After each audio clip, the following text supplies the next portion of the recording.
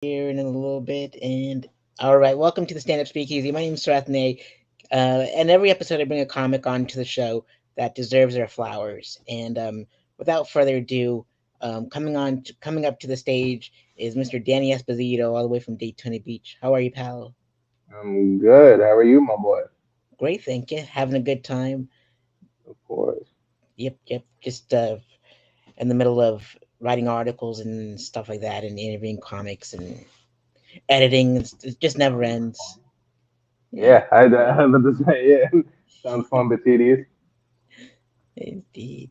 So, oh, it was like the echoing was it's the just the audio was just bonkers. But yeah, Danny, you're a comic that you're originally from Connecticut, and so what was it like Connecticut. growing up out in Connecticut? Shit, there were seasons. There were seasons at least. It was cool. I didn't live there for that long. I moved here when I was like 8. You know what I mean? So I was like just old enough to be like, I love snowmen, but not understand why snow sucked. You know what I mean? Like my parents were like, snow is the worst. Driving with snow tires. I was like, I don't know what you're talking about. I can build a snowman and fuck around for hours. What are you talking about? This place is dope. But yeah, seasons at least were cool. But yeah, moved here when we were 8, and yeah, boy, it's history. I'm basically a Floridian at this point. I just talk a little different. It's all good. We all have accents. I mean, I miss Colorado, and that's where I don't know if Coloradoans have accents. It's just we I just have thought the they do force. Colorado. Do they have like a slang, like a specific Um, thing? if they did, I missed out because I wasn't part of the cool kids. So I was like, Oh nerd man. alert. It I was- think they just said that Florida has one of the most unrecognizable slangs in the entire United States. Like they surveyed a bunch of people and gave them a bunch of different Florida only things, and they're like, I have no clue what the hell you're talking about. exactly. Connecticut's Same just here. angry and Italian. So it's just like the dialects are just so different in different parts of Florida. It's like Oh it's yeah. just it's just pick a spot. Like everything's Yeah. different. Yeah. Some might say it's because everybody in Florida is from somewhere else. It feels like we all came here, so that means every type of state is here somewhere. Hmm. Is super south, but also is not considered a south state Yeah.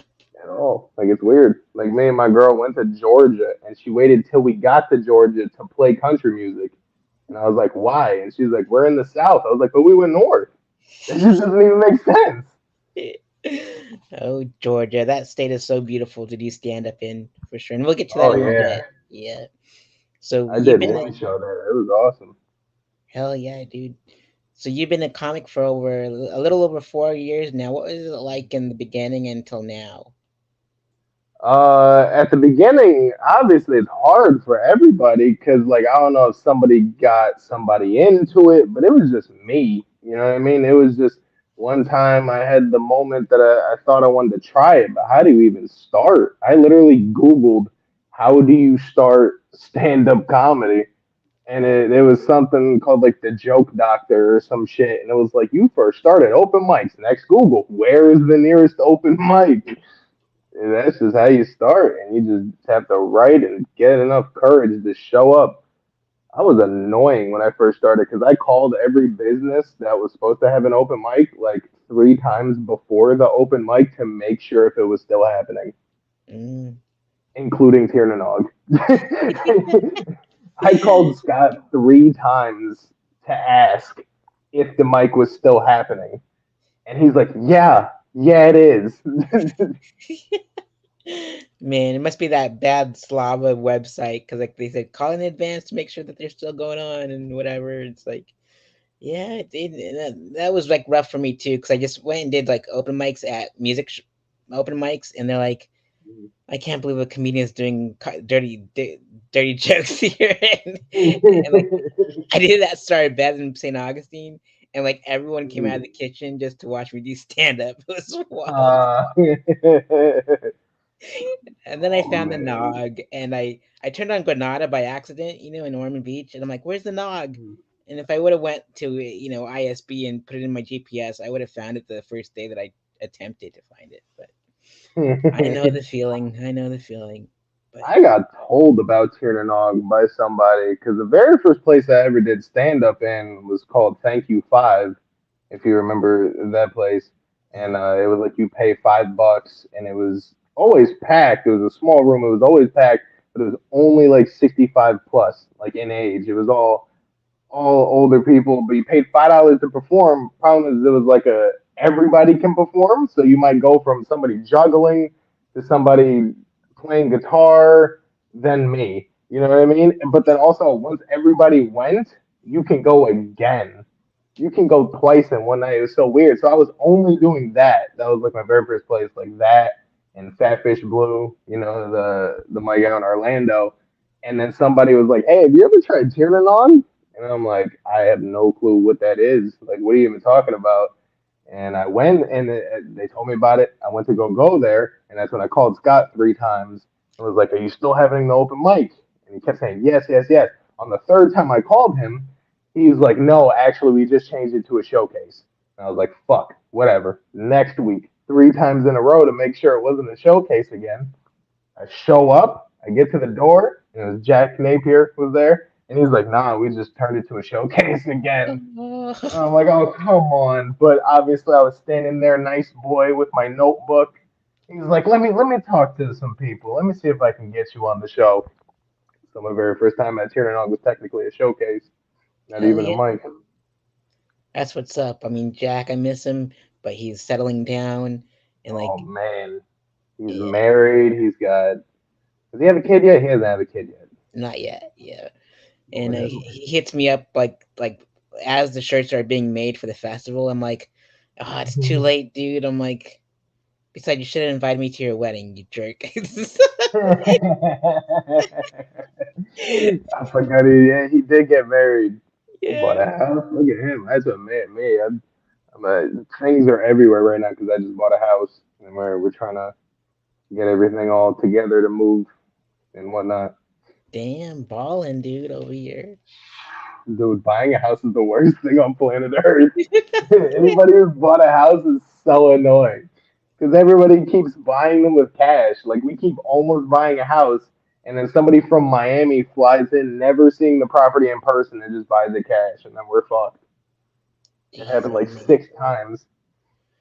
Finally, we got one. It's taken months and months to sign all the paperwork, pay everybody in the world to make sure it doesn't fall apart. And boy, finally Wednesday we finish closing and to move in. Wow.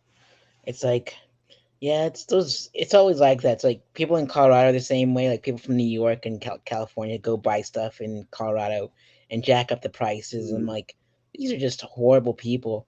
It's like, Oh yeah, that's all people are doing. It. They're just buying it to rent them out, do Airbnbs and all that. I wow, thought Colorado was a cheap state. I used to think that, and my friend used to think that too. And he dropped everything here in Florida and moved to Colorado. I think he moved. I want to say almost close to Denver, and he was there for about 8 months before he was like, "Fuck this shit." yeah. He's like, "Them winters are cold, and these prices is not low." Mm. And he came back. I was like, "Damn." It's all the Green Rush fault. Like all the marijuana got legalized and everyone decided to move there. It's like, it made everything worse. That's true. That's probably a lot of people did move there. They're like, Mm. fuck it. Why not? Yep. And I smoked for the first time in September, like after like since 2006. Oh, it's like this year, September? Yeah. Hell yeah. How did that go? It was fantastic. Like I smoked method man weed. Oh, I thought you would say I smoked meth. I was like, damn, that turned. You smoked Oh meth. no. And I mean, hey, if you were to smoke, I mean, for you personally, I think Method Man weed would make all of the sense. Any of the Wu Tang, if any of them made a strain, you're like, well, I gotta see what this shit's about. Yeah. And True. like I did 5 minutes in Colorado Springs and I thought I was killing on stage. And like I was watching the video backwards. I'm like, I didn't do so good. But I'm gonna put it out anyways. Oh no. Is it on uh, YouTube? that's gonna be my Thanksgiving special. So I'm like, here. Okay, dope. Because that sounds hilarious. Like I heard the laughs, but then like everything just stood still for like 5 minutes. It took forever for the 5 minutes to come through. It was just a 5 minute set. Yep, thank Okay, goodness. thank God you didn't have to do a fucking half hour. Mm-mm. Oh Thank God. no. Halfway through, you're like, damn, I could use a hostess with a Twinkie right now, man. Somebody throw me one of my own that I brought, man. Right. Oh Oh man, and like man. Ross McCoy came to the Nog to do the fast this year, and he was just he like I was gonna follow him, but he kept on telling people like he just says the the hostess ding dong joke, but the Yeah. F word, the Mm. raunchy F word, and he's like he kept on plugging that into his set. I'm like, fine, I'm gonna address the elephant in the room. I'm gonna say this joke, and it horrified the audience, and then I lost him, Oh, and then I got him back. there you go. Lord have mercy. How many retirement parties have you had now? Like 20. But it puts the cheeks in seats though, so it works. So, Yeah, right. Oh my god, I did, recently there was a newer comic talking about Sareth's doing a retirement party. Are you gonna be there? I was like, you doing another one? I was like, there's no way. I was like, I've written speeches for the last three. I'm like, I don't. It's like, wait a minute. We pre-recorded like a thing for me for your retirement like 9 months in advance. And you're like, you want to shoot this? And I was like, when's this coming out? And you're like, oh, in like April. And I was like, dog, April just passed. What are you talking about? Wait, no, next year, next year. dude, like every time I try to quit, something reels me back in, and I'm like, gosh God dang it, let me damn it. go. I feel like it's something light for you though. You're like, I'm retired, and then fucking Redman drops an album, and you're like, shit, guess I'm back, even though it has no correlation whatsoever. None. Like, I'm out, I'm back, boys, let's do it. It's so Iron Maiden addicting. joke, here I come. Yeah, no pun intended. Oh my God, it's just so addicting and so great. Like it's like Oh yeah. it's a lover pretty much. Like if you treat it right, it's gonna treat you right, and everything's gonna be just fine. Mhm. But yeah, Oh I yeah. love it. Yeah, I'll probably like I'm doing like one show a month until I'm like totally ready to go back on the road in January. But yeah, So you are fully back again? yeah, I needed to take a mental break. I was like, I this is just too much. I think you just gotta call it a break now. You can't, you can't call it stepping away because Give me a kick. I can't imagine how many babysitters have been paid for, how many cancellations all of us have had to do in accumulation over time to make it to your shows. You've cost a lot of money and a lot of headaches probably over your last couple. Right. Cheeks and seats, man. Cheeks and seats. Hell yeah. Fuck, you're like, y'all stop coming, I'll stop doing it, man. Yeah. Once y'all stop caring, I'll stop doing it. Oh, I love it. Stand up's the best. Oh man. So Oh yeah. you've done shows at Madcaps, and I love Madcaps. It's like, Oh yeah. what are some of your favorite memories from Madcaps? I've been doing Madcap since really it first started. Like when they first opened, and they've changed so much since they started. Like they once they first opened up, they were still trying to find their legs, and they're like, let's have I don't know, what is the show, the improv show back in the day?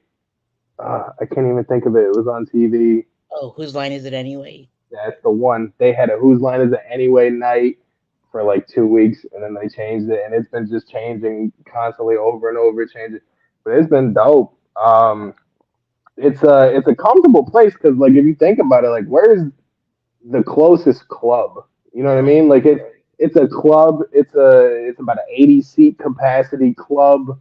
Dope bartenders, DJ. You know what I mean? Like it's the closest that we get to like a club setting.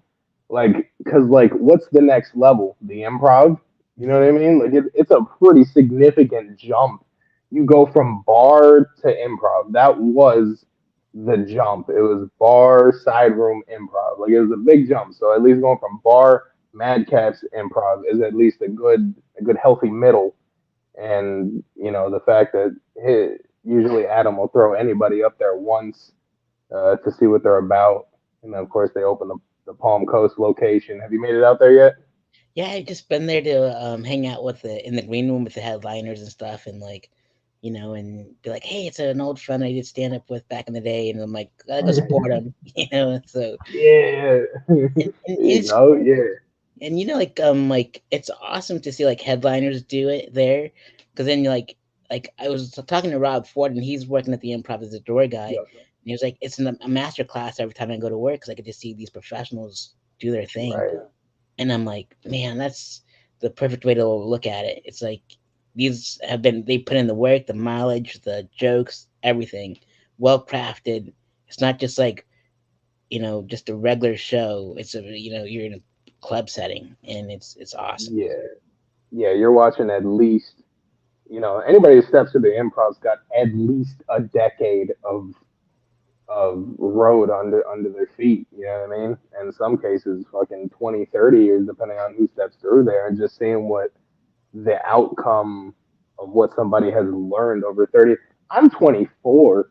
I couldn't imagine doing comedy for 30 years and then seeing what, like, I can imagine, like, everything up to this point I've learned and I put that on the stage. Like, that's insane to me. Like, that's nuts. I've done it for 4 years and I'm like, fuck, I feel like I just started still. Indeed, I'm at 8 years consistently, 10 years, um, like since I started, but like 20 times retired. So it's like, Bro, you've got more retirements than Triple H has world championships, dude. You've right? got... oh my god, we gotta get you a belt. No, we can't get you a belt because then you fucking retire again, and we'd have to get it engraved all over again. Right. We'll have like the Terranog sign on one side as like the it's gonna be super dope. So it'll be green. They need to get a neon sign that just says Sareth's back, and they'll turn it on once every 4 months. You drive by, you see the sign lit up, you're like, ah, shit, here we go again. Yeah, the pyro's going off, and got a water bottle gonna spit it like Triple H. It's gonna be Oh my god! Hey, way worse things have happened at the Nog. yeah. Look, like Zach always said, that ranch incident is always haunting. It sure is, and the serial killer too. So Oh yeah, I wasn't there for that. I've been missing all the fun stuff that happens there. What's funny is I knew the guy who did the ranch thing from Thank You Five. He was at oh, Thank You Five every single week, and I didn't know same guy. I always thought he was a fucking weirdo personally. Absolutely, I was like, this dude is off his rocker. And then he showed up to the Nog one day, and they're like, "Oh, that's him!" And then fucking, I had a epiphany. I was like, "No fucking shot. That's the same guy." ugh. It was bad because that same dude pulled my friend on stage where I started when I was 20. She was 17 at the time, and he pulled her on stage and was doing a bunch of sexual bits toward her. And I was like, she's 17, you're 28. Stop, dude. Like, it's so bad. I recorded the whole thing. She hates it to this day. She's like, yeah, no, you're a pedophile. Okay. Oh So bad. man. And if it was old man Joe, it'd be like we always make Oh. I love the guy, but everyone makes fun of him, and I'm like, oh, geez, you guys. But I don't know. If it was, he would have ranch dressing. It would be like that grated Parmesan cheese you get at pizza restaurants. He was just couple shakes from my homies. Couple shakes from my dead homies. Yo, hold on. He can do that shit. Hold on. Oh, let me pour it out for my homies. He pulls out a fucking shaker. Wouldn't be that much cleanup. That'd be hilarious. I swear I'm gonna bring like like one of those vacuum cleaners that doesn't need a cord, and just like Yeah. sweep up the Parmesan cheese. Yeah, it's an easy one. It's an easy one to fix. Just have it in the back pocket, very monotone. Let me take a minute real quick in the middle of my set or before the set. Pour it up for my homies real quick. That's for my boy Gustavo. Gustavo. Oh damn, Oh we just man, gave Joe his next bit. he's a good fella for sure. And so you've done Absolutely. bonkers too, and I've never done bonkers. I'm like, I don't know if I want to try out for bonkers because if I do clean, I'm not, at my best. But if I'm dirty, I'm at my best. I don't know why, but they won't want If me. you, the thing about them is like hosting for them is the hardest position. If you do a guest spot for them, it's way easier because the host has to be clean. Because like the belief is like the headliner shouldn't have to like claw back from curse words, which I think is a bit, you know what I mean? But guest spot can say the N word. It doesn't matter. Wow. Host, not a thing. Not a fuck, not a bitch, not a nothing. You know what I Wow. mean? And it almost doesn't make any sense. So if you have to try to go from bonkers, go with a guest spot to at least start. You know what I mean? I started at host. I've only actually hosted for them, so I've only had to hush my mouth. And but the problem is my jokes, they're not dirty. I just curse a lot. Yeah, That's you just do. my big issue is I curse a lot. And fuck is every other word for me. You know what I mean? And I've built the jokes over time to require the curse word. And so with the first couple of times I did shows for them, I was trying to find replacements for those words, and I can't do it because you can't replace titty. Titty's a hilarious word. I tried it with breast once. No. Okay. My girlfriend was in the back, and my girl after the show was like, "I'm gonna need you to never say the word breast ever again." That was her only criticism of me. Like, I need you to never say that again. Breast is the most unfunny word possible. Boob sounds like you're a 6 year old. It just doesn't work. Like titty is just funny. And then I was told And titty isn't even a curse word, and I it was is like, why have funny. I It's been like, fucking up? What's up? indeed. Like Titty has like the popping sound that you need, when you do stand up. So Does. And then I've heard titties not even considered a curse word to them. And I'm like, why have I been fucking myself up? You know what I mean? Like replacing fuck is like it's just I don't know. I feel like when I don't curse, it looks like I'm trying to not. Like that was my biggest issue. And at a point, I was like, I'm just gonna slide some in here and there. If I get fired, so be it. You know what I mean? absolutely. You gotta do what you gotta do. Oh man. And like Eric Filling always says titty meats, and it's always funny when he says it. And Titty me. like whenever I see like a titty meme on Facebook or social media, like I tag his name or at him, and I put hashtag titty meats. I have a there's a comic that every time she listens to the song "Scoop" by Lil Nas X, she tags me in a video every time, just because of my Scoop bits. She's just every time just thinking of you, just every time. It's like God damn it! And as you can imagine, most of my set is talking about my tits. You know what I mean? I'm afraid I'll lose them. You know what I mean? One day, and then I got no material. The issue is I've had my tits touched more. The whole bit of the thing is having my tits touched through middle and high school, right, by guys, Yeah. right? I've had my tits touched more by adults in the 4 years of stand up than all of my years in school. Adults don't know how to control themselves. Dude, after shows, I'm like, hey, thank you for coming. And they're like, let me get it in there. Let me get a little of that. And I'm like, okay, yep, all right. Oh A little man, sexual that's harassment for the road. you should make money off your scoops. It's like Oh, dude, I sell T-shirts and koozies. I should do like buy one T-shirt, get a scoop free for real. I need. I so many times there's been a couple and the wife's like, I want to grab your tit, and the husband's like, I don't want any part of that. And then she'll grab it, and I'm like, yeah, that's what your wife just got a little handful, bro. Like, damn, it's so weird, but fucking, it's funny.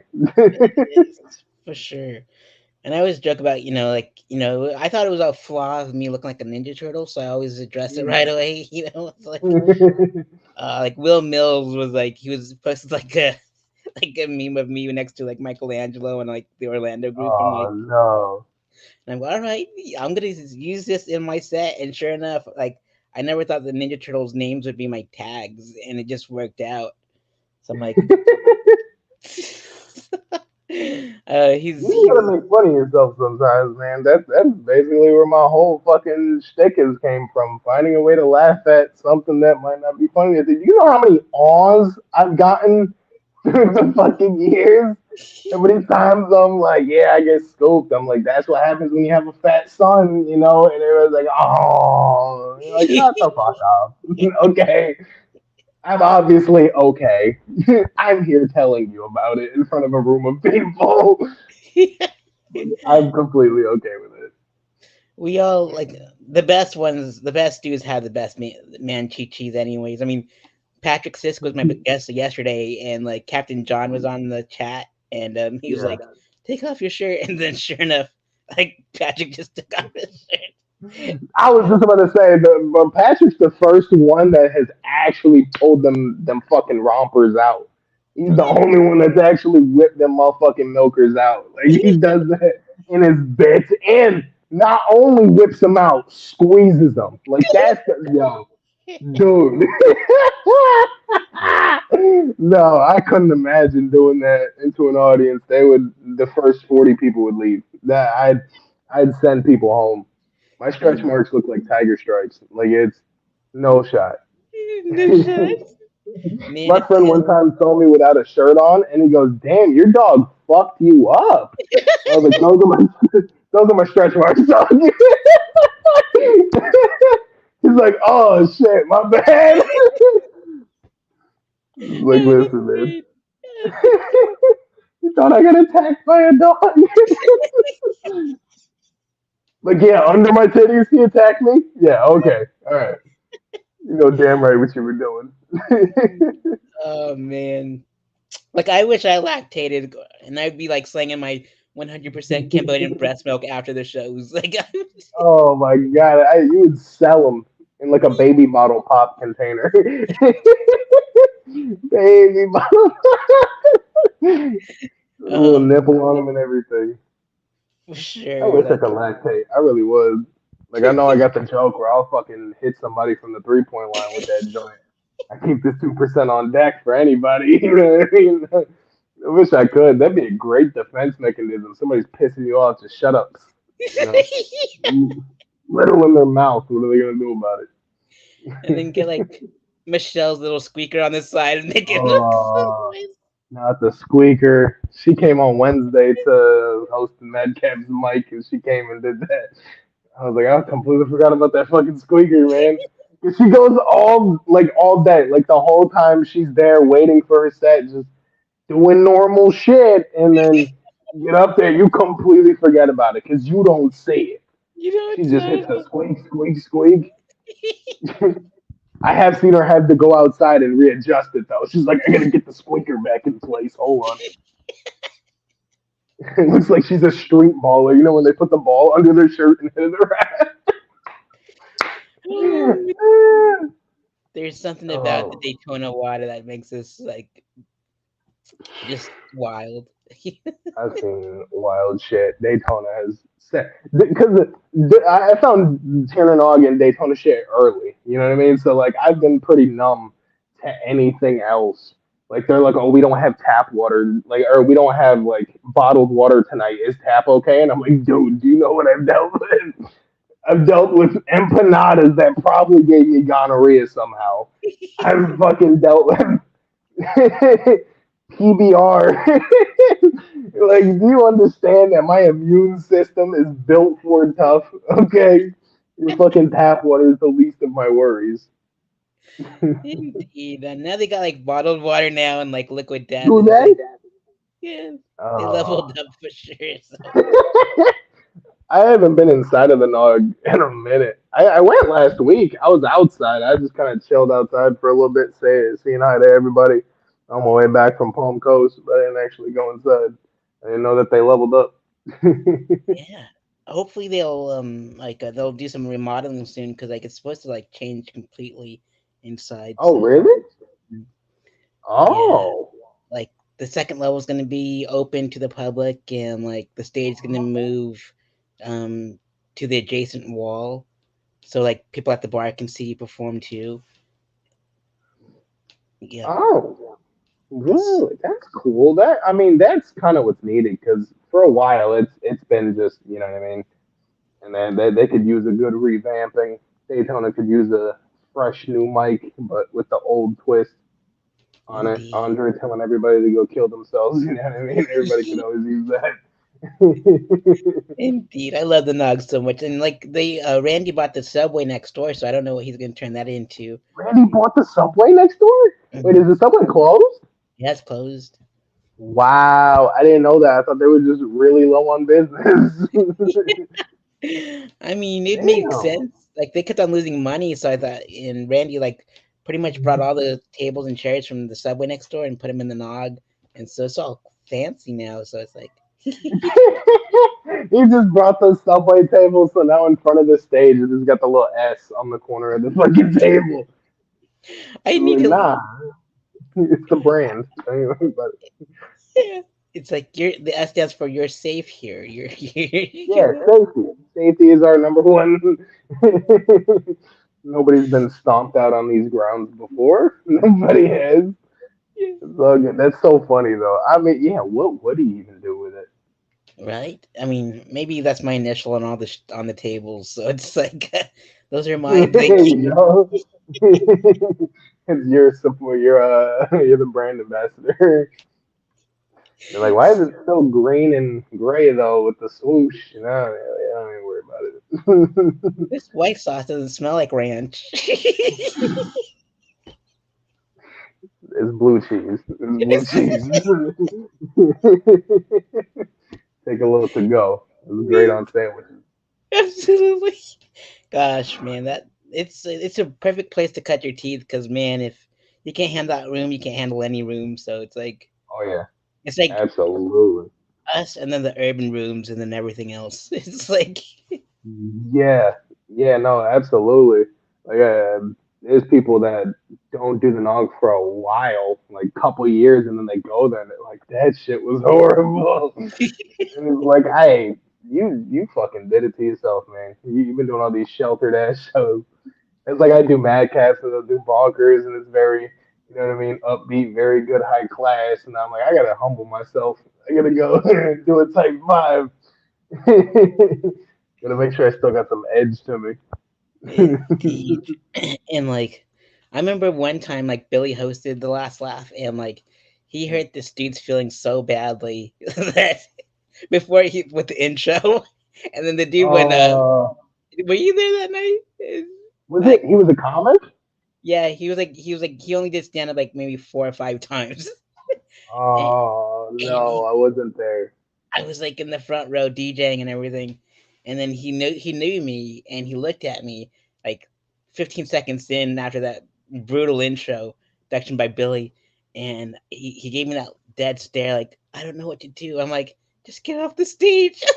He- That's so rough. Because the last time I saw Billy at the Nog, he just stood on all the tables without a microphone and yelled absolute absurdities at the top of his lungs. And I sat there with a cool fucking Coca Cola and laughed my ass off. It was great. Absolutely. Now he's killing it in LA and I'm so proud of him and he's just like It is. right Yeah, that's crazy. He's on the come up for real. for sure.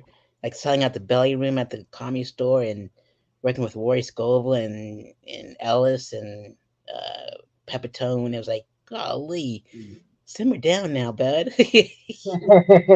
Like, remember where you came from?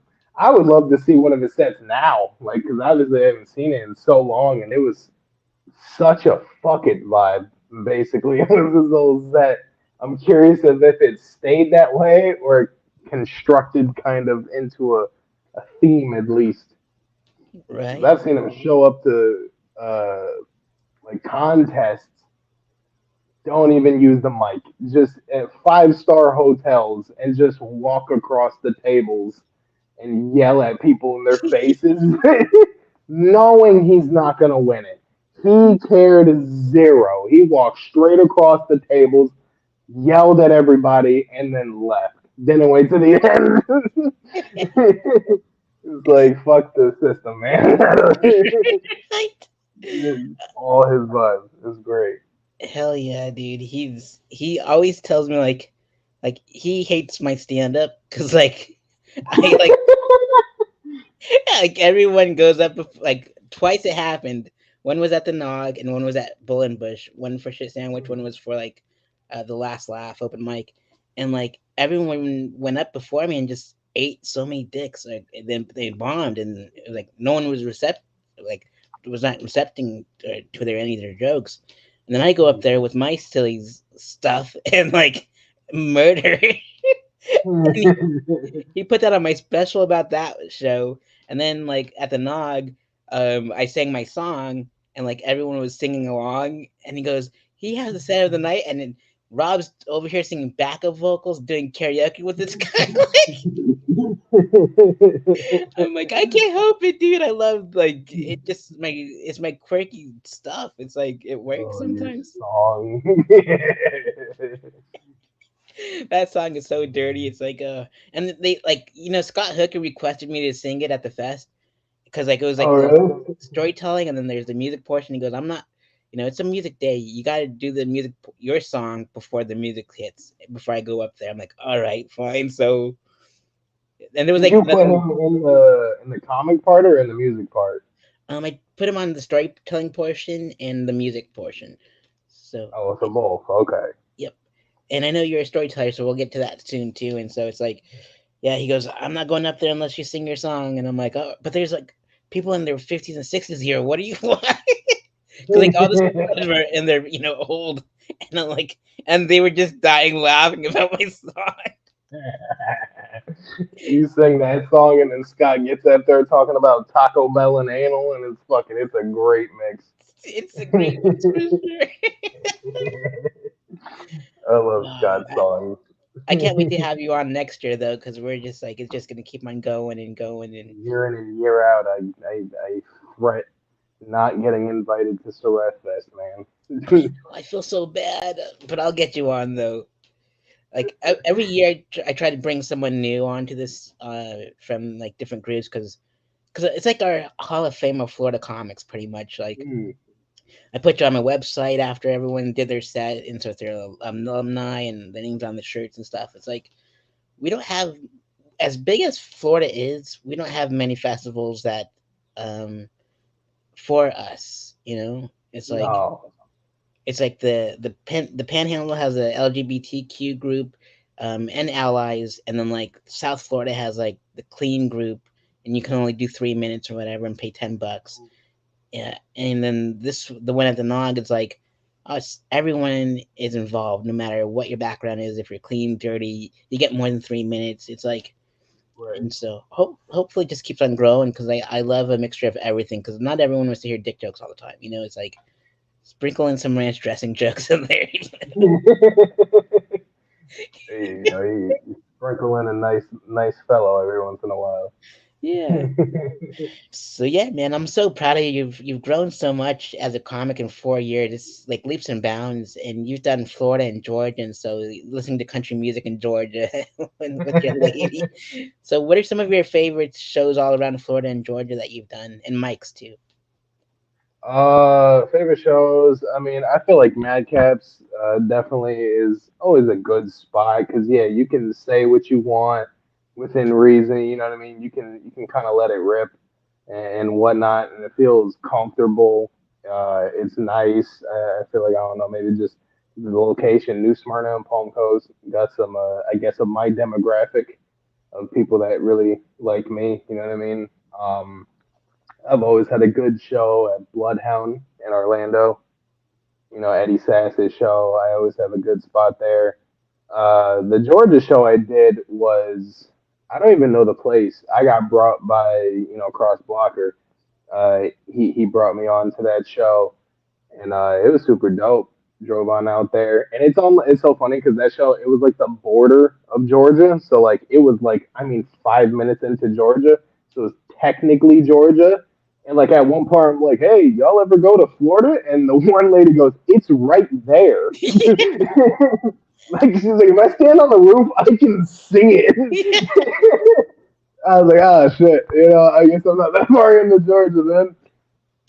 But yeah, absolutely. Where else? Where else has been fun? I've done a lot of fun, random places over the time. Thank You Five was always nice. I'm kind of sad that they closed because it was always packed. It was always a small room, and they were way supportive. Like my very first set ever was at Thank You Five, and it was nerve wracking, absolutely nerve wracking. Like I could feel my leg like thumping the floor.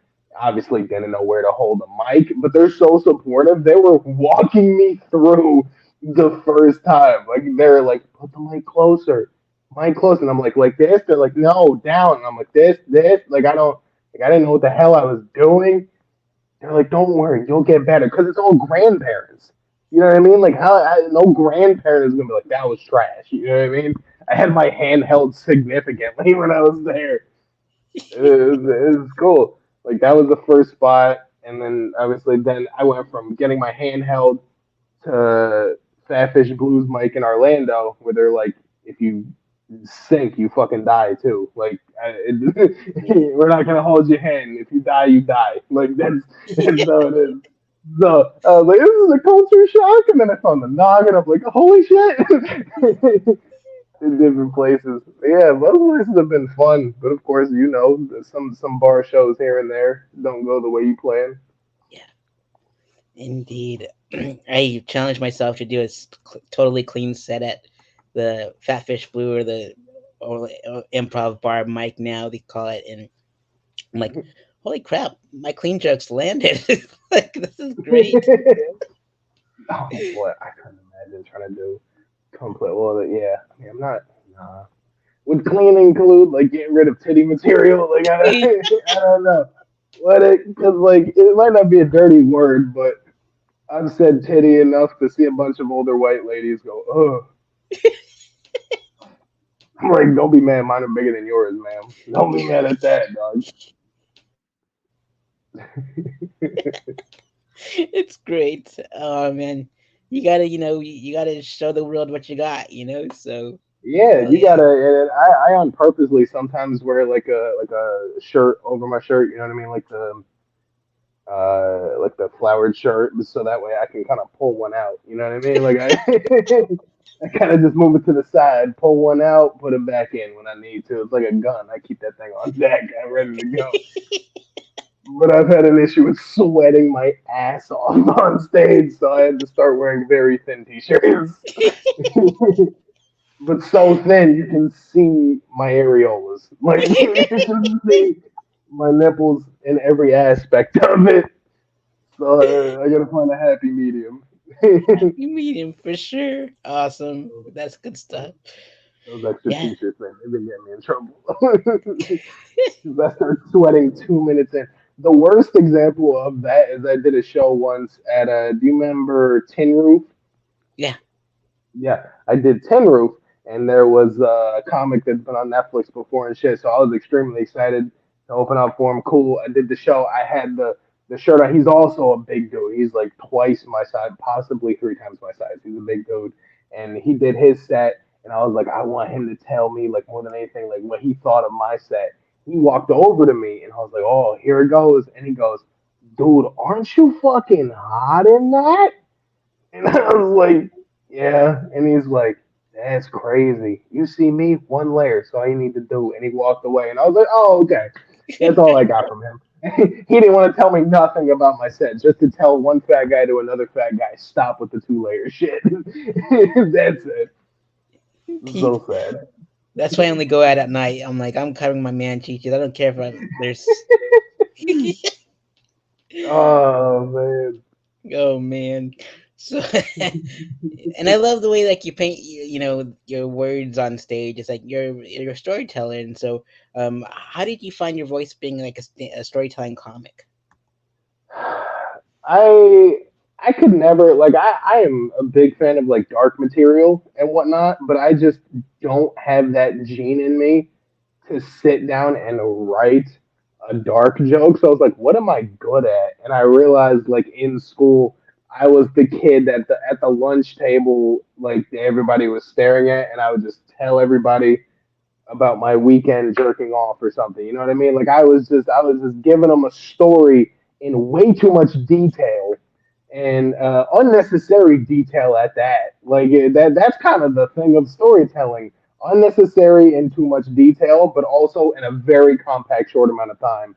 And I always felt myself doing that, and I was always the one presenting the project in the group. It was like there's four people in a group, and then I was the presenter. I had to do the least amount of work, but I could always speak it the best. So then, I always found myself being able to write stories. So I was like, fuck, what is fun? What have I done that's funny? What have I? And that's why I started to write. I was supposed to start comedy when I was 18. I started when I was 20, but when I was 18, I wanted to start, and I got a notebook because I went and saw Tom Segura, and who doesn't get inspired by seeing Tom? You know what I mean? So I got a notebook, and I started to write some jokes, but then long story short, I had a coworker that told me I wasn't gonna amount to anything in life, and I shouldn't do it because I'm not funny and blah blah blah. So it made me really sad, right? So I threw the notebook in the closet for 2 years, didn't pick it back up until I got inspired again when I was 20, and I just continued back off like random stories. Like my very first joke I ever wrote was the friend zone bit, and that's because that's true. I used to go to the mall with my female friends, like, do you want to pretend to be my boyfriend or gay? Like that, like those are your options. And obviously, I'm not gonna look like a pretend bitch in front of my pretend girlfriend. You know what I mean? So I'm gonna play gay all of the time, and I did. I did. We would go in Victoria's Secret. I was like, oh my god, that looks so good on you. Like, oh my god. Like, if I can get to the register, I'm like, I told her she shouldn't have got that one, but you know, you gotta You do do what you gotta so do. well. I've done so much because I had to do it. Like it's so rough, man. Like oh my gosh, it's so great. It's so good and red. So it'll make like a bad situation's funny. So that's like one of the best ways. Yeah, it's do that, and then you gotta translate that to paper. And I don't know if I tried to do the. No, yeah, that definitely it's molded the joke over time, but that's really what I used to do. And fuck yeah, the very first. It was like I was getting double reps at least when I first started doing Thank You Five because you went twice a night, 2 5 minute sets, so you were really doing 10 minutes every time you went up and whatnot, and so it helped move the joke on. My process is like if I have a story, I write it down word for word on a piece of paper and then cross out all the words that are completely unnecessary and just trim the fat of it and try to compress it, in a way that gets to the point but also doesn't leave out any of the juice. Indeed. Man, I can't sit down and write. I'm like, I just write all my jokes on stage. I'm just like, whatever happens, happens. I'm just gonna. Yeah. Uh, and because I'm a journalist and I got tired of writing, so I'm just Oh uh, yeah. like I did. I was a concert journalist. So I did 150 concerts in 2 years. Like I'm done writing. Like this is it. God, wait, you wrote articles for 150 concerts in 2 years? Yeah, Fuck. I know. Like That's 400 word articles each too. I'm like, good lord. Yeah, Uh, fuck all of that. That's crazy. Yep. You're just writing constantly. By the time you finished one, because I imagine you didn't go with your first draft always. I You went did. with I multiple. went with my first. Oh, they at least write a couple drafts and then be like, all right. So, well, I mean, I guess on that kind of time crunch, you're like the first one's gonna have to do ship it out. Let's go. But Gotta go see. I broke it down to science. And I got so used to writing 400 article words, and like it sucks because it takes so much time, and then it only took 2 minutes to read. I'm like, it's like cooking. Oh, It takes you a long time to cook, but it takes you only minutes to devour it all. It's like, that does suck, doesn't it? yeah, Like you make a mac and cheese that lasts an hour, and everybody snipes it up in 38 seconds. And you're like, oh, okay, cool. I'm glad I did this. yeah.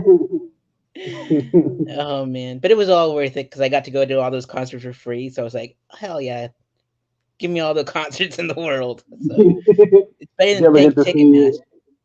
Ticketmaster. Did you ever get to write like any for like big name like bands and whatnot, Oh, so or many was it big all kind of names. local? Really?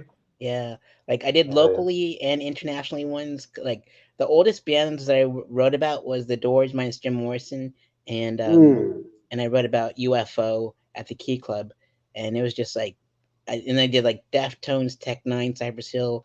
Like there's some interviews that I saw on my YouTube channel with like Be Real and DJ Muggs and like Five Finger Oh Death Punch wow. and stuff. Yeah, I'm glad they gave me the access to go backstage and talk to those guys. I'm like, hell yeah, dude, this is rad. Yeah, right. I've seen you do some with some comics with some with some famous comics. I guess I didn't scroll 13, 14 years down Yeah, enough to see those. it's But nuts. I yeah, mean, I never planned on being a journalist, and like my teacher was like advised me not to go after my internship because I was too young. It reminded me of your coworker saying that you weren't funny. I'm like, you know what? F you. I'm going for this. And then sure enough, everything worked in right. my favor. So I was like, now he's stuck being a professor, and I'm like living the good life while I'm out here. So Literally exactly that. Like I had a partner at my job. It was just you and that partner, 8 hours a day, 5 days a week. You know what I mean? Doing the window thing. And I was like, I had the big aha moment. I wrote a couple jokes in the book.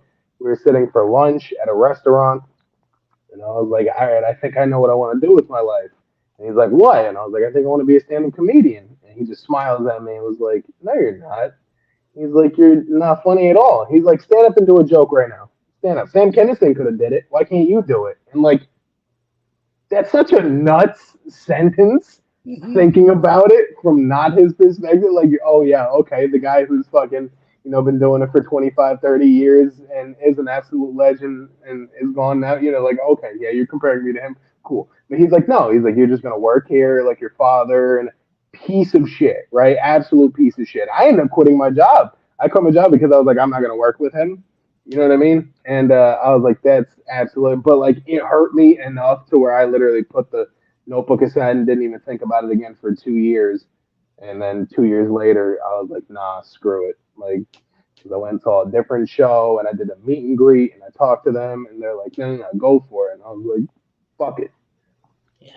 Why not? Like, I've always been the clown. Everybody looks at me as such.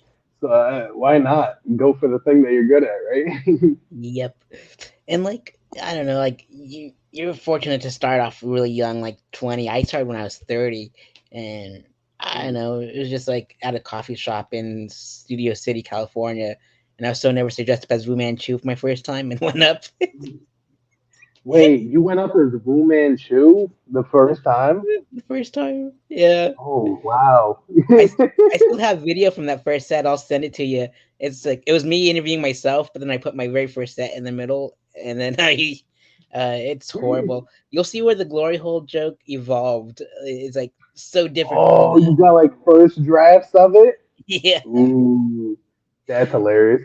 yeah. It's gonna be nowhere near the same as it is now. No, it's You're not like, as so I was graphic. at McDonald's. I went to the bathroom. The guy had a cheeseburger in a stall, and it all went crazy from there. Indeed, I'll take note of it, and I'll send Danny my first set, and it's just like but I took him on a journey of like, the have yeah, you watch like SNL, right? Yeah, And like they have the Californians, and like they said to yeah. take, yeah, and so it's pretty much the Californian set. And like I took people to LA with the highways. It was bad. And then Oh like I undressed and changed my shirt to my Rage Against Machine shirt that I got from the show there. They did like a one-off show. It was rad. It's LA was man. awesome. And then I switched back to like no cape, no nothing. And he goes, "Hey, I need that superhero to do 5 more minutes. Where is he?" I'm like, "I don't know what you're talking about, dude." And he goes, "Are you his manager?" I'm like, "Yeah, I'm his manager." And he goes, "Wait a minute, you're playing an Andy Kaufman on me, aren't you?" I'm like, "Yeah, I'm playing Andy Kaufman." Andy Kaufman, that's great. Oh man, it was so great. And then Zach was like, "Strath, keep the women at a minimum. Like, I want to see you as you. Like, people are gonna fall in love with Sure. you." Because like if you put your mask on, they can't see your eyes, they can't see your face, they can't see your facial Right. expressions. So go up there and just like be you. And I'm like, all right, I'll be me. And sure enough, it's like he turned me into that evil monster. Like I'm like, I don't know. I feel like the superhero off stage, and I feel like the supervillain off on stage. It's like it's just totally different. Um, it's just bizarre. I just love You feel being like the bad. super villain on stage? So what? They said you feel like the super villain on stage. It's just Yeah, like I'm gonna make these people feel terrible about themselves without curse words. yeah. I'm gonna teach them about absolute obscene shit that they did not need to know about in their lifetimes, No and way. they're gonna think about cum way too much. I think if there was one word to describe this, it'd be cum. Like I don't know, And it comes up everywhere. I'm gonna just say the word anyways. It's Ross was talking about felching, not the other F words in the dictionary. And like the storyteller that was sitting across from me on the last night of the festival, she was like, "All right, Sareth, what's this F word that you keep on saying? And just say it." And I'm like, "All right, it's felching." And then she goes, "I don't even know what that means, but I'm gonna Google it." And then she Googles it right.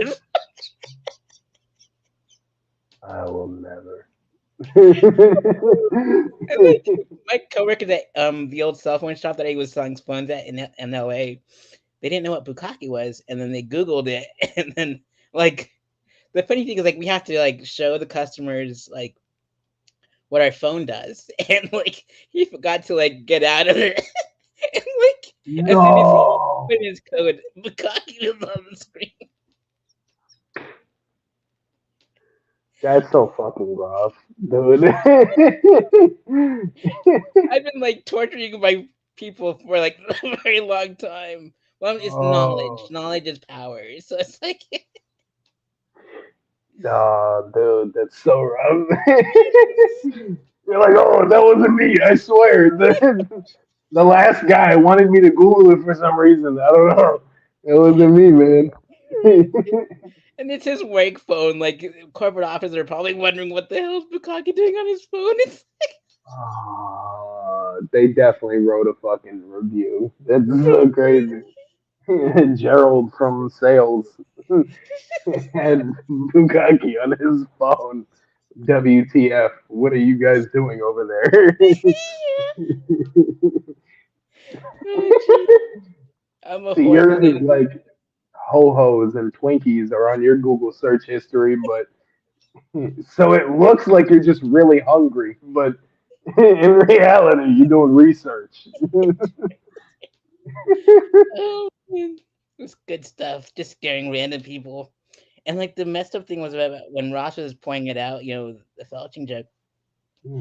This lady with a vest, like a motorcycle vest with a Confederate flag on her back patch, and like everyone was pointing out, during their set, like she's Right.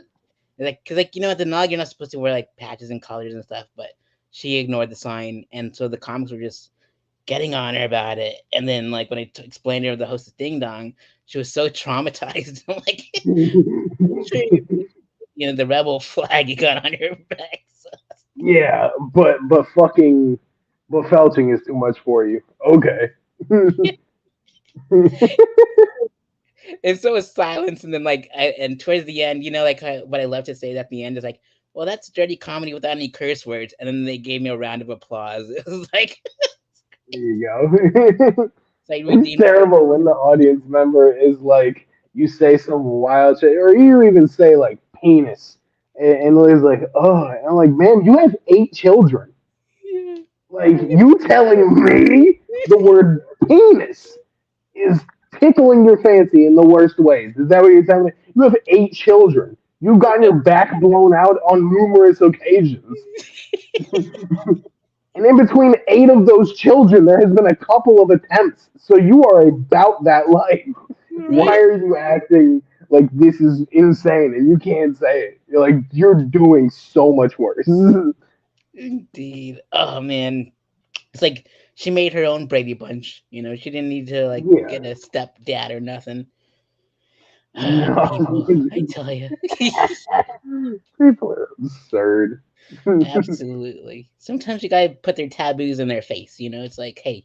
Yeah, It's in your search history too, you bastards. yeah. That's why I put my titties in their face, and they don't know how to handle it because that's so funny. Also, because like there's no other grown male with tits telling that person about them in their life aside from like me or Patrick or anybody else. Like they have never seen a male go like, "Yeah, I got 54A tits." Like they've never heard that sentence from their coworker Calvin in their lives, and so they're not ready for it at all. No. Awesome. So Danny, this is like the second portion of the show, and it's the usual questions they ask all the comics that I've interviewed so far. And what are you? We talked about what inspired you. So if people are really watching it now, what inspired you to perform stand up comedy? I had gone to a couple shows. The first one I went to, and I wanted to be a comic, and then that happened with my coworker. I didn't want to do it anymore, and I was like, "Fuck this shit." And then when I was 20, I went to another show, and I got a meet and greet, and I talked to him, and it was clicking because I was like, "Wait, there's another person that comes out before the headliner." I was like, "Wait, there's got to be more to this shit." You know what I mean? And I was like, and the same thing. Everybody who has ever attempted stand-up comedy goes, "I could do that." That has that same arrogant thought. And I was like, yeah, hold on, I maybe can do that. And then the person was very supportive. The comic that I saw was like, yeah, absolutely, go try that. And so I had just thought back to me basically being the class clown all of the years, and how I would walk into class and kids would want me to hide things under my tits for them. Uh, that was a thing. I would walk into class. The best thing was pencils. That was the number one thing. Kids wanted me to hide pencils under my tits for them, and I'd be like, "Deal," you know what I mean? Like, yeah, I could do it to this day. Like, hold on, like, let me get this pen real quick in the camera. Boom, it's gone. Like, you don't know where it went. And I used to do it all day, every day. And I'd be like, and I would hide other people's pencils, and then they would come back from the bathroom, and I'd be like, "Oh, bro, let me just you need that back, dog." Like I can do a magic trick. I'm like, fucking sleight of hand. Where'd it go? You know what I mean? It's right here, right? So I do type of shit like that in class. And I could hide it at my prime good 9 pencils. I think I can get into there. I would load up and then stand up, and it would just unleash like a tidal wave. I would just drop everybody from the class's pens and pencils on the floor, and they would all hit the floor. Actually, I used to hide phones at my prime. I could put a whole phone under there. And the funny part is, somebody would be like, "Yo, Danny can hide a whole phone under his titty," and the kid's like, "Bullshit," and hand me their phone, and I would do it, and they'd be like, "What the fuck?" And then I'd hand them their phone back, and they're like, "Oh, I don't like, but you gave it to me. That was your fault." Like a cell phone, this is a remote gone. Like, where did it go? Like, it's crazy. Like, I still got it. You know what I mean? Like fucking remotes, man. I just yeah, long story short, I was a fucking dumbass in high school, and I had realized that that's all I ever did in school. I barely passed high school. I was like, what was I ever good at? That. And so, why not try to put that on stage? I think it'd be funny if one time I pre-hide a juice box under my titty before I go on stage. And I'd be like, damn, I'm thirsty. And just pull that joint out and pop the straw and take a sip, put it on the thing. I think that'd be fucking hilarious. Oh man, it would be great. And maybe like like a Capri Sun or something. Dude, I'd do a Yoo-hoo. I don't know why, but I feel like Yoo-hoo would be good. I mean, like at least slender and box. Do you know how much movie theater candy I have smuggled in under my titty over the years? Do you understand how many Mike and Ike's have traveled Underground Railroad style? Under- Dude, I would load up both my titties with candy, and then we'd be buying the tickets, and I'm acting like I'm going across the border. But my friend would be trying to crack jokes. I'm like, don't make me laugh. I will drop $42 worth of candy on the floor, dude.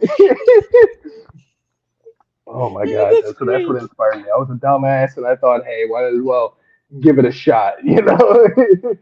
Absolutely. Oh man, imagine like if you like tucked in your joke book in there with your pen and then just put it on the stool, Oh my god. like off the bat. I just walk up and I'm doing the jokes with the joke book, and I'm like, all right, enough of that. You know how people can they'll put it in their shirt pocket and then they'll flip it over. Yeah, I'm just there. It goes. All right, it's fun, man. You learn the art of smuggling in your own ways. I don't need to keister things. I figured out my own way of doing it, man. I could hide so many things under there. It was great. I could probably hide a microphone under there if I tried. Yeah. Like, all right, thank you for your time. I brought my own. You guys got COVID. Oh, What that is? that'd be great. Like I'm selling merch. Here's my T-shirt. This is my merch. Is a koozie. Oh wait, that's the red one. Hold on, let me get the blue one out. Oh man, Oh that's good stuff. Like, and I know like a lot of like Vince Taylor puts his shirts in his back pocket. You can just like shove them over your titties. boy. Yeah. Oh man, Do that good now. stuff. Awesome. And so, what was it feeling like when you first performed stand up? It was terrifying. It was absolutely terrifying because it was a packed little room. It was a tight, small room, and doing it for the very first time. The very first time I tried to do it was at Fatfish Blue. I took the hour and a half drive up there, but you know how they have to end the show before the main room gets out, and so I end up not getting up. You know what I mean? So I drove the hour and a half, watched the whole show, and they're like, "All right, come back next week." So I had to drive an hour and a half back home, being like, maybe that's a sign. Maybe I just don't, And so then found Fat or Thank You Five. Tried that. Yeah, my leg. I could feel my leg like Thumper, literally the fucking deer. Like I could just feel my leg thumping the whole time. And the issue is now of course like my ritual is like screaming songs in the car before I get to warm up my voice because I have a somewhat deeper voice. I didn't speak a word for like 6 hours prior to getting on the stage for my very first time. So I got on stage and it sounded like Bane. Like I had the deepest. Hello, my name is Danny Esposito. Like it was not in a good way. I did not look charming or sound charming for anything. So like, like I'm trying to get it out. And I was like, oh geez, So I did the Bane impression in the one joke, but it didn't sound like my voice was changing at all because I had already it already sounded like it naturally. So now I gotta fucking scream it out so that way my voice is a little more high pitched beforehand, so that way it makes a lot more sense. Oh man, like on the like now that I know your ritual, like you sing all the way to the shows. I'm like, I cuss on the way to the shows, and that's why I don't cuss on stage. I get all my cuss words out. So Do you really? yeah, I do. It's like these That's floor so funny. drivers suck, and I just like go off. Like I give them the finger. Like I go off. That's so funny. I'm But like, yeah, I try to scream out a couple songs, get all all warmed up. indeed, and like Kevin Tibbetts, like I want to hear you cuss, and I'm like, say the F word. I'm like, all right, and so he goes, oh, that's so cute. Like it's not supposed to be. He's a good boy, good boy. It's like good shit stuff. Oh man, he makes me recite all of them, like for him. It's like these Hell are the yeah. George Carlin words you can't say on TV. I'm like, all right, say them. Man, good stuff. And so let's see here. What speaking of Carlin and his 7 words you can't say on TV, what are some of your favorite comedy specials and comedy record albums? Favorite comedy specials, I definitely like Tom Segura's special, the second one. Fuck, I'm blanking on the name horrendously. His second Netflix one. Um, that one's dope. The comic that really inspired saying I'm a bitch anyway, so I don't mind saying it. Eliza Schlesinger.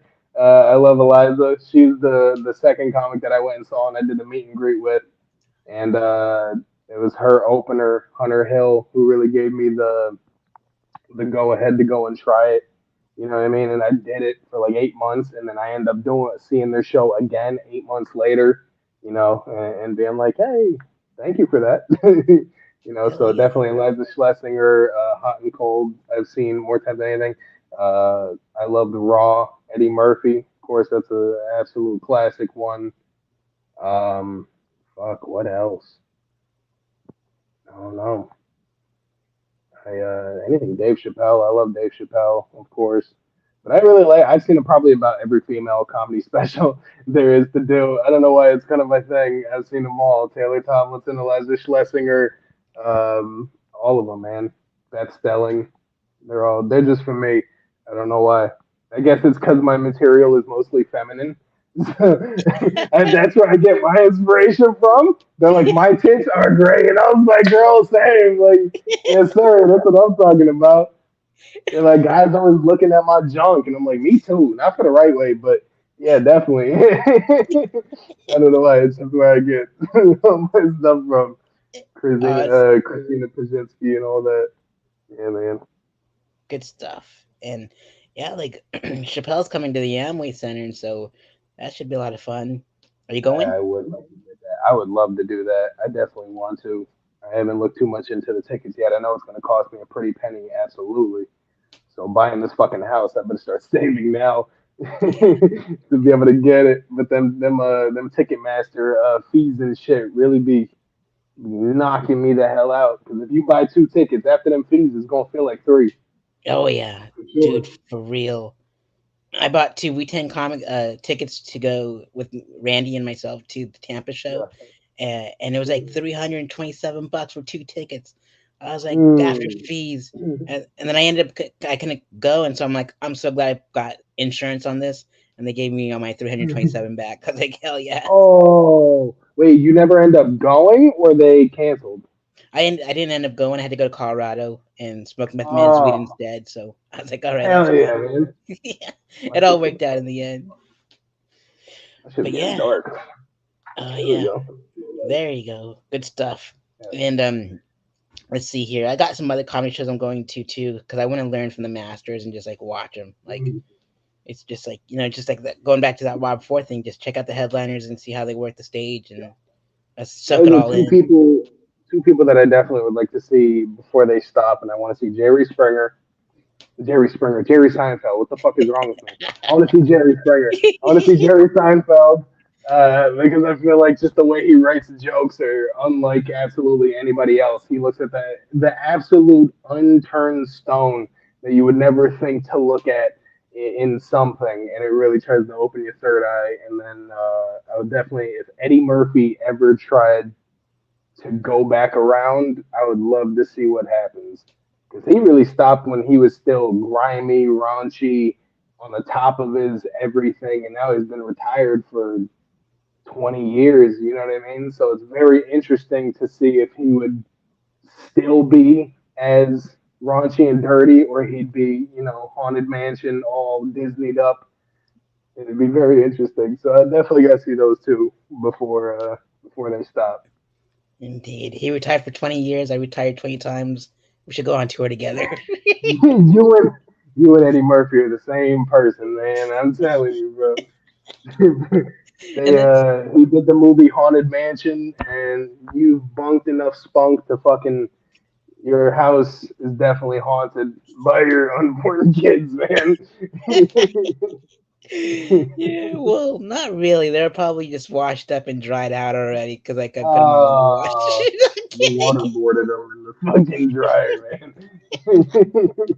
It was like it's like Guantanamo Bay. My washer's name is Oh, Guantanamo. My dryer's name is Bay. damn. Y'all going to Alcatraz, boy. Y'all Oh, finna it's get this horrible. reach But we're thing. having so much fun. And let's see. Yeah, I agree. I got to go see those two. And like Eddie Murphy and Richard Pryor and Dolomite were my influences.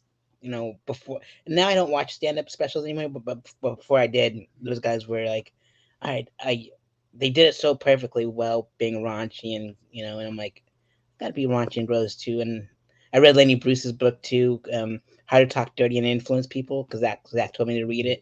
Like hell yeah, that's a good book. And let's see here. And some of those guys, like Jerry Springer, I was like, keep in my head again. Jerry Well, things. Springer, man, I love the Jerry Springer show. It's great. Fucking Jerry Springer, man. I Goddamn. mean, Thanksgiving is like next month, and they'll probably have like a turkey fight again or something like kind of show at the. Also, the other person I would love to see is fucking Joey Diaz. If he ever decided to do one last tour, because I bought his book as well, and it's dope because it sounds like he wrote it for real. It's hilarious. It's like, are you reading cocksucker? Like you could just say you could read it with his voice in your head, and it's amazing. He's like, yeah, I robbed that woman, and stole her shit and made her buy it back. It's great. I love that book. Oh yeah, stand-up comedians make the best like book writers. I mean, I Yeah. Ross McCoy told me to read Steve Martin's Born Standing Up, and that was a good I one. heard that today. Joe Rogan was talking to somebody about that and mentioned that book. Said if you want Yeah, to peek inside of the mind of an actual comic, uh, that's how that is. And now I kind of want to read it. hell yeah, dude. And I just ordered Sam Talent's Running the Light, so hopefully it gets in the Mm, mail here soon. And I'm gonna go see him in like 13 days, so it should be a fun time. I saw him mm, like when I went into Colorado like last month. I saw him at High Plains Comedy Festival, and like mm. his show is just badass. He's just one of the best comics to ever do it, and so he's a good fella. That's why I'm gonna go see him again. He lives in Denver, but he's flying just to do 3 shows here or Hell yeah. 5 shows, something like that. Let's see here, and a couple of those guys that you mentioned, Eddie Murphy, Jerry Seinfeld, they've been on shows and TV and film like Haunted Mansion. Like, what are some of your favorite sitcom sketch shows and comedy films? I definitely love the Jerry Springer show for sure. The Jerry Seinfeld show. I my dad is a little older than for a 24-year-old. He's like 58, so he was always watching Jerry Seinfeld and the Raymond show. So Ray Romano and all those type of shows. So I grew up watching all of those at a super early age. So absolutely those. Chappelle show is obviously, fucking legendary. Um, and yeah, those type of shows. I'm not much of an SNL person, but watch a good host on there from time to time. But yeah, definitely Seinfeld, Dave Chappelle show. Yeah, those are probably my favorites. Hell yeah, dude! And comedy films. Comedy films, like movies that comedians have done. Hmm. Fuck, Half Baked by Dave Chappelle. Hell yeah! I've watched that movie like 42 times before I knew what stand up comedy was. Like I was, it's so funny because I used to watch these movies and I'm like, wait, they did stand up? I didn't even know that. I didn't know. I didn't know Jerry Seinfeld was a fucking stand up until like a year into my, little run. Like it's crazy. Yeah, I'm blanking completely, but I think Half Baked is the only one that I can think of at this very moment. Indeed, and Jim Brewer released a book and he's been on SNL and Half Baked, and I'm like, I'm not reading a book now, but I Oh, want to read that book, so it should be a fun time. I found it for like $2 at the local library. I'm like, hell yeah, this is good stuff, and hardcover too. the So yeah, fuck it, Paul Blart Mall Cop. Shout out to shout out to and my boy Kings and Queens. I watch that shit too. If that counts, yeah, absolutely. hell yeah, Oh my god. good stuff. And you've been on the road to like Florida and Georgia, and then like if you can go on tour with any comedian locally and internationally known, which comedians would you like to go on tour with?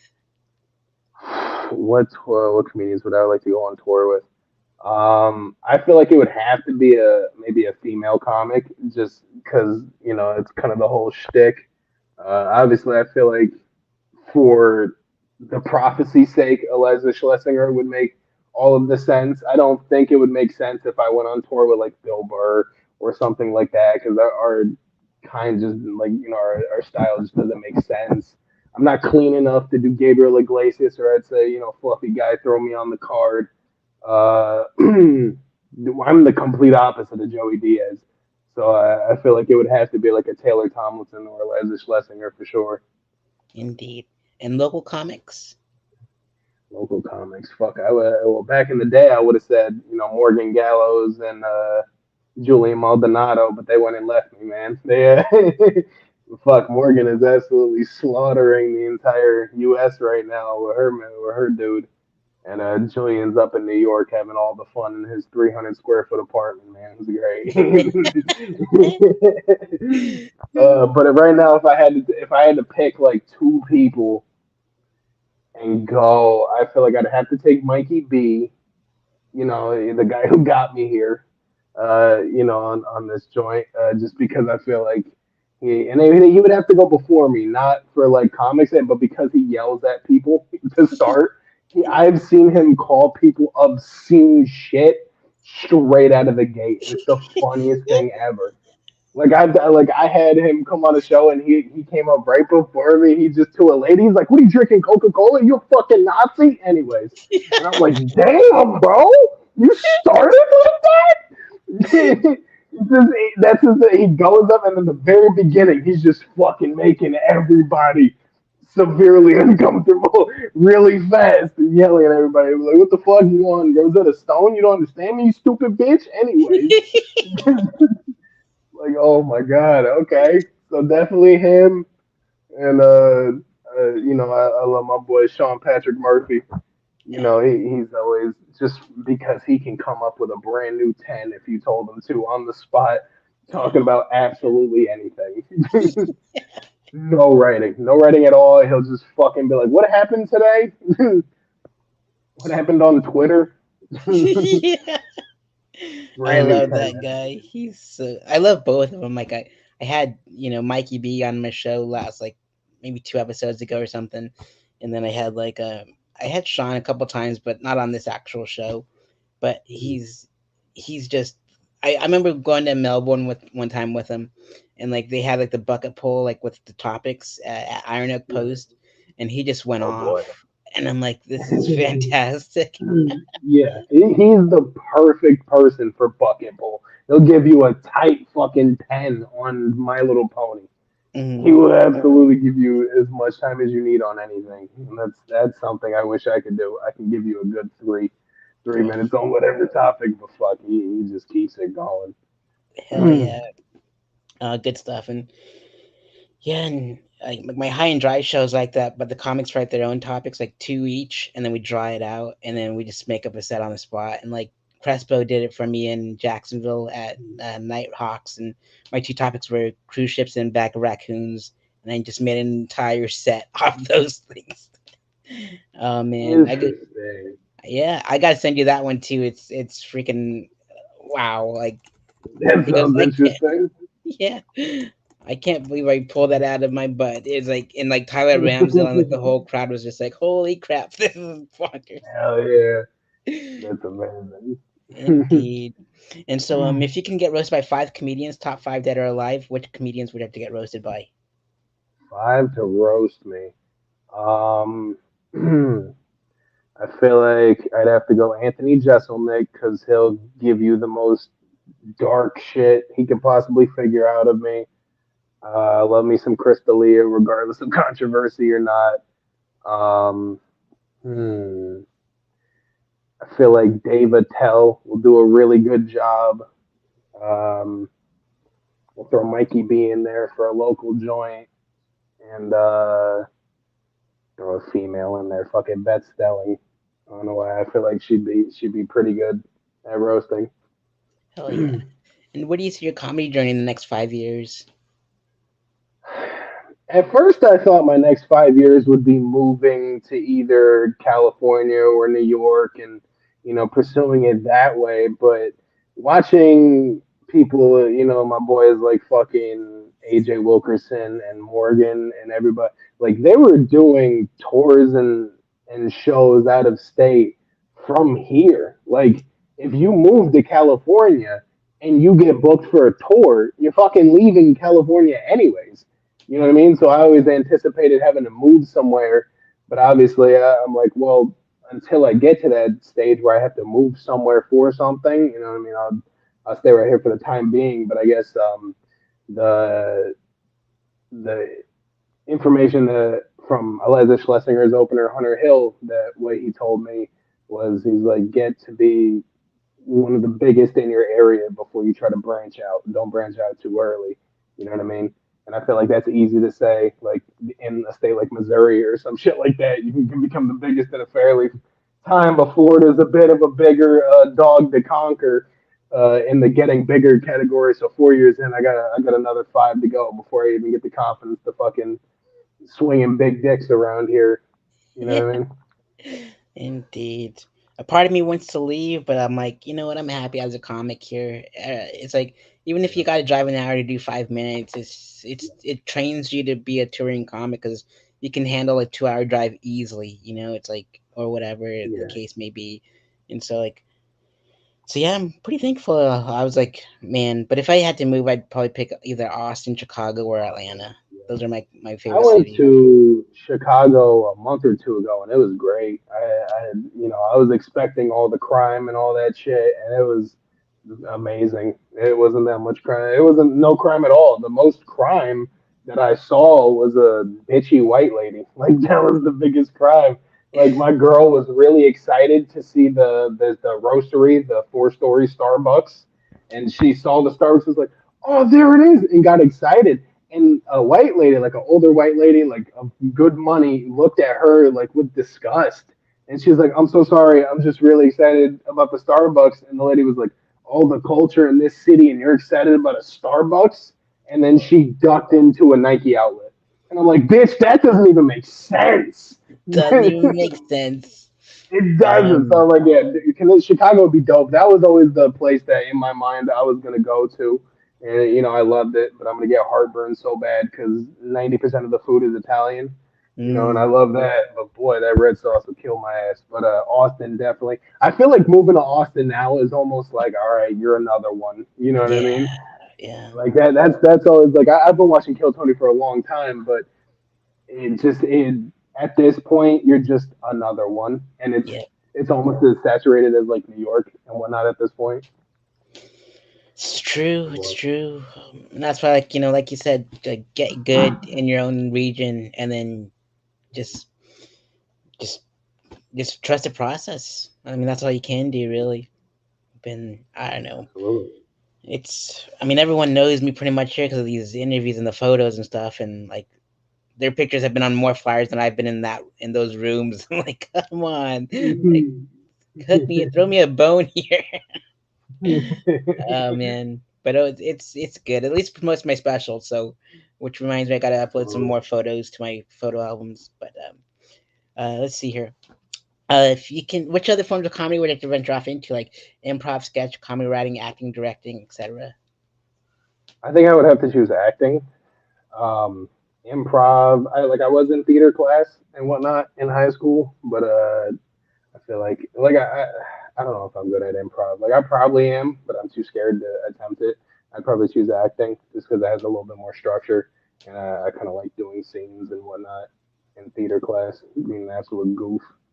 Um, but I'd probably choose acting just because it kind of sounds dope, hard but dope. I've done like little acting seminar and shits before. Like you ever hear like on the radio they're like we're hiring for Nickelodeon. Like get your kid in, come on down. Like that type of shit that I've gone to before.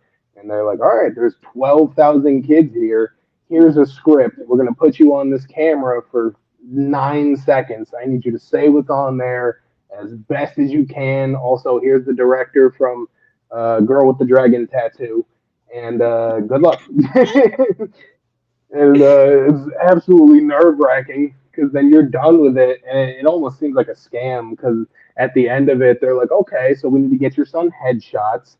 And I watched his tape, and I think you should do this package right here. That's $19,000. If you can't afford that, then the good 12,000 is always a good, thing. And it was like, damn, bro, like, what do you think we are? We can't afford this shit. It No, absolutely would have, but I've done shit like that before. damn Ponzi schemes. Oh man. Indeed. Damn Thinking those. about it, I was like, didn't Michael Bay do the dragon with the girl with the dragon tattoo? Oh, Thinking I back on it, I was like, that wasn't fucking Michael Bay, dude. It was definitely some yeah. other He Michael Bay guy is the one with. that yeah, Michael Bay is the one that ruined my childhood by trying to remake stuff, and it's like, stop it! Oh, He's he's still quit doing it, go that. away. He's about that motherfucking money, man. Yep, Bro will like remake the Django Unchained if he could, right. It's with the worst. Like explosions. Hollywood's so bad; they can't even think of like original ideas anymore. They gotta ruin legacies. That's why I'm No, glad I never. movie. I'm just glad I never pursued my Hollywood. I got my Hollywood dream, and then left. I'm like, that's all I want. I'm gone. Like I'm done. And then let's see here. What's your favorite joke a comic has written? My favorite joke a comic has written. Fuck. Does anybody ever have a joke ready to go at this point? Oh yeah, like some of them Damn, pick that's their a good own. one. Some pick Mitch Uh, Hedberg. And some Mitch Hedberg does have some absolutely amazing stuff. I'd have to say right now the only thing I think of is the Tom Segura special where he's talking about the first time you had melted cheese on things. He's just like it's like sex without a condom is like the first time you found out you could just fucking slap a piece of melted cheese on something 10 seconds in the microwave and it's your world, man. It's like so much better. It's because it's so fucking stupid, but true. it's true. Oh man, that's good stuff. And then let's see here. What experience would you like your audience to take with them after a set is over? Uh, Aside from doing a little case of sexual harassment to go on me, what would they like to take from me? I guess feeling better. I guess I try to give people a decent point. Like I don't care if you laugh at my jokes, you're gonna at least like me by the time I leave. Like I feel like I'm fairly likable. That's where most of my charm comes from. Um, Definitely just happiness, and maybe they'll put their fat kids in the gym so that way they don't got to go through getting their tits grabbed by men in high school, and I don't got to see them as a comic in a couple years. Who's gonna be the next generation to hide pencils under there? Fuck, I need to be the pioneer of that shit, man.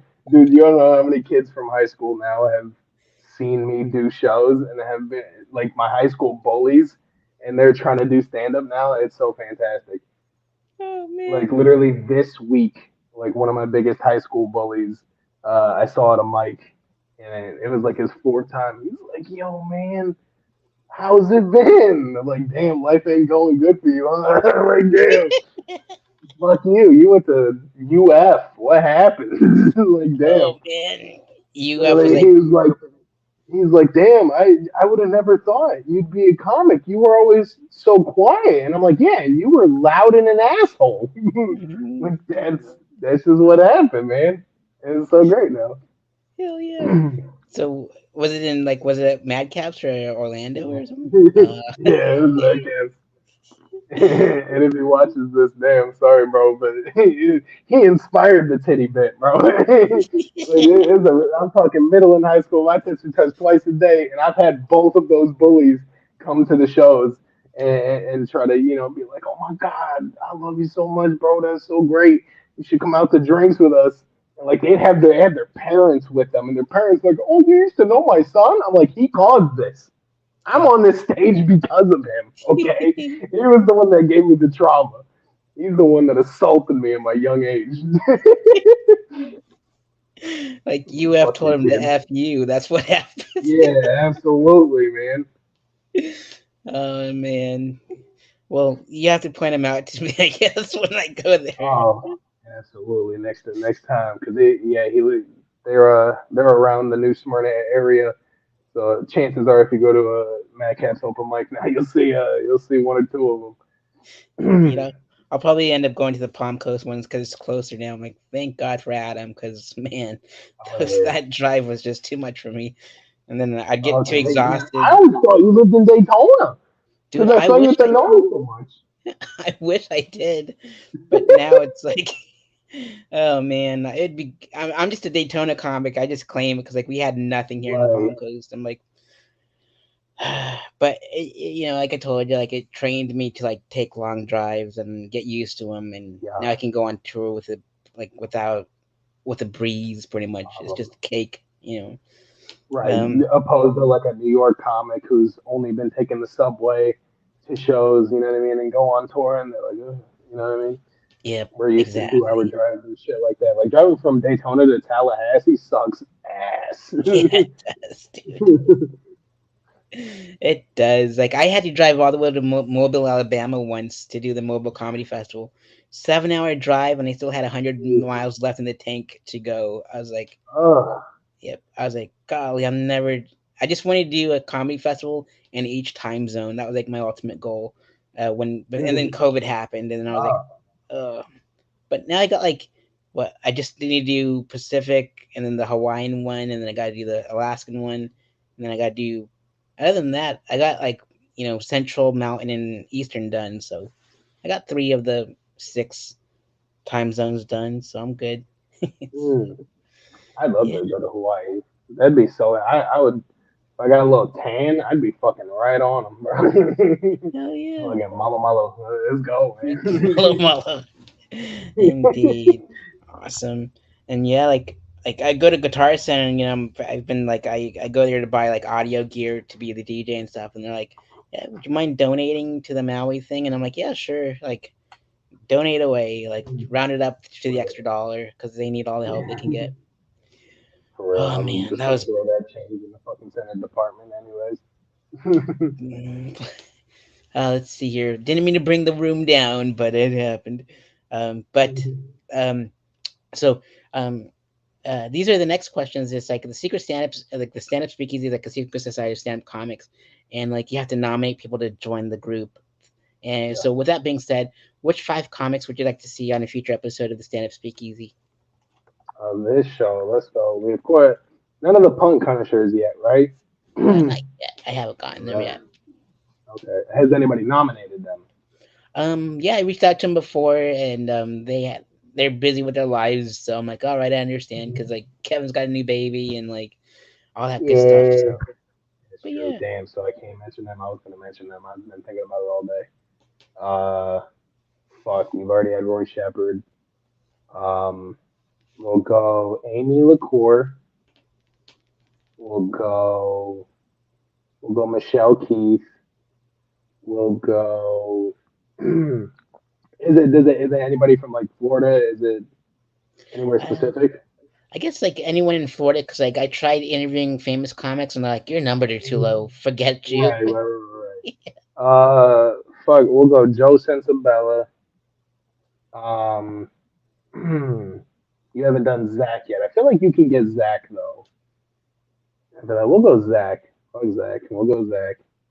Um, who else? Who else?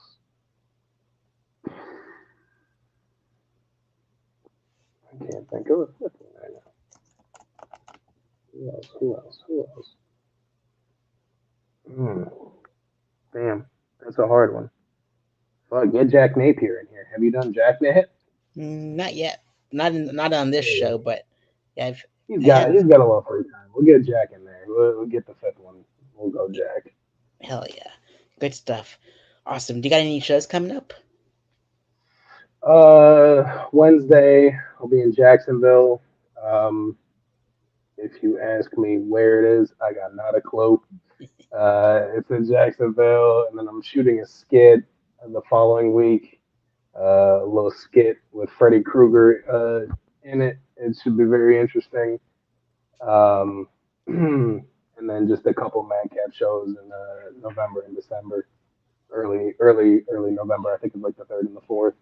I'll be in Palm Coast and whatnot. Well, in December, but I'm pretty free as of right now. Hell yeah. Awesome. I'm so proud of your growth and everything like that. You're Thank you. ah man, it's seeing you grow from like, calling the nog 3 times to like, just Dude, just I wasn't able to drink. Think about it. I was 20, so you know how many like shows, they try to pay you in bar tabs. Yeah. I'm like, no, not for me. Water, please. You know. Indeed. Yep. They treat you well, and they treat me well too. So it's like, it's casa, mi casa. So, but yeah, I can't Absolutely. wait to have you on the fest next year. I'm gonna put you on. Just take Hell it yeah. easy on my Sign wallet. up. Like, There you go. Number one, fuck it. You can keep the money. I don't want none of your money, man. I just want the lanyard. Give me the lanyard, and we'll call it square. okay, I'll take care of you no matter what, though. So, um, but yeah, man, thank you so much for being my guest. And any final words you'd like to give out to the audience at home? No, I hope you come see a show, man. Hell You yeah. can see a show, be part of what's going on. Indeed, and follow Danny on Instagram, TikTok, and on YouTube. Subscribe to him. I put all the links on my Facebook pages and my YouTube, so just click on them and like, follow, subscribe to all of us. All right, everyone, take care of each other. We'll see you soon, and take care.